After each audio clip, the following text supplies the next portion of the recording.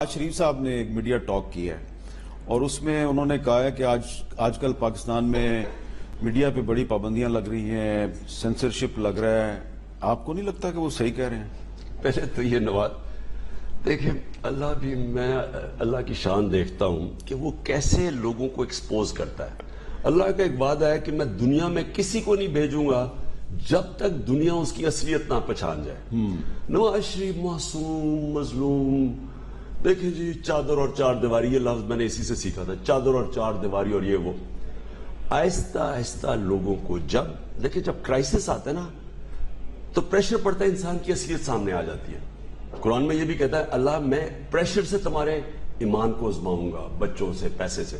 نواز شریف کے اوپر جب پریشر آیا ہے تو وہ سارا وہ معصوم مظلوم نواز شریف غائب ہو گیا اور ایک عجیب قسم کا انسان آ گیا جو عجیب احمق قسم کی باتیں، یعنی پاگلوں والی باتیں کر رہا ہوتا. تقریریں میں سنتا ہوں تو آپ سوچیں، پہلے والا بڑا نواز شریف مظلوم بن کے، اور اب دیکھیں ساری چیزیں نواز شریف نے آج کی ہوئی ہیں جن کے خلاف یہ باتیں کر رہے ہیں. یہ ضیاء الحق کی گود کے اندر پلے، ضیاء الحق کے مارشل لاء میں پلے ہوئے، جدھر پریس میڈیا کو پتہ کیا ہوتا تھا، جدھر پیپلز پارٹی سے کیا ہوا اس دور میں، تو اس دور کے پلے ہوئے ضیاء الحق کی آئیڈیالوجی کو میں مشن پوری کروں گا.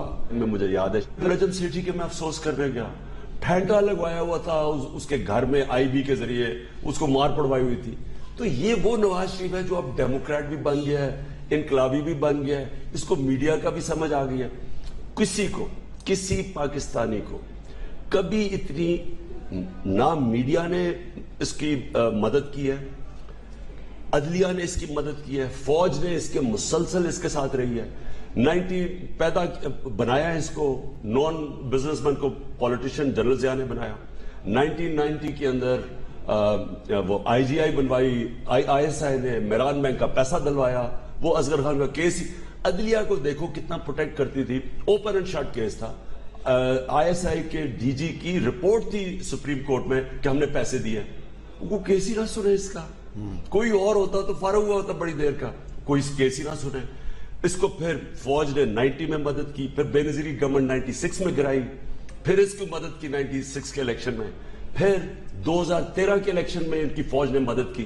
تو یہ نواز 2013 کے الیکشن میں حامد میر، آپ تو بیٹھے ہوئے تھے، وہ جو جوڈیشل کمیشن جب بنی تھی تو سپریم کورٹ میں، تو اس میں کیا کہا گیا تھا کہ جناب ریٹرننگ آفیسرز کے ارد گرد پنجاب میں فوج نے گھیر لیا اور اندر بیٹھ کے ٹھپے لگ رہے تھے، کینڈیڈیٹس کو نہیں کنسولیڈیشن پہ جانے دیا. تو کس نے فوج کو کہا تھا کہ ان کو اندر؟ کبھی سنا ہے کہ کنسولیڈیشن ہو رہی ہو، یعنی ریزلٹس آ رہے ہو اور وہاں آپ دوسرے کینڈیڈیٹس کو ہی نہ آنے؟ تو نواز شریف صاحب کی تو باتیں سن کے ایسے لگتا ہے کہ وہ فوج سے بڑے ناراض ہیں. آپ کہہ رہے ہیں 2013 کے الیکشن میں ان کو فوج لے کے آئی ہے یا کچھ انڈیویجولز لے کے آئے ہیں؟ اب میں نہیں جانتا، میں اتنا جانتا ہوں کہ پنجاب میں وہ بریگیڈیئر ہمیں جو رانجھا جو بھی ہے، جس کو بعد میں تحفہ ملا اینٹی کرپشن کا تاکہ اور زیادہ انجوائے کرے، اس میں کوئی شک نہیں کہ انہوں نے پوری طرح پنجاب کے اندر مدد کی ان کی. میں آج آپ کو یہ کہہ دوں کہ نواز شریف جو آج کمپلین کر رہا ہے، وہ یہ کمپلین نہیں کر رہا کہ فوج اس کے خلاف ہے، وہ یہ کہہ رہا ہے فوج میرے ساتھ کیوں نہیں ہے.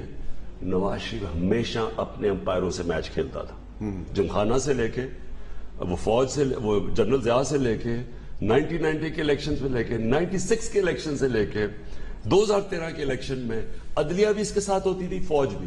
آج اس کا مسئلہ یہ ہے کہ عدلیہ بھی نیوٹرل ہو گئی ہے، فوج بھی نیوٹرل ہو گئی.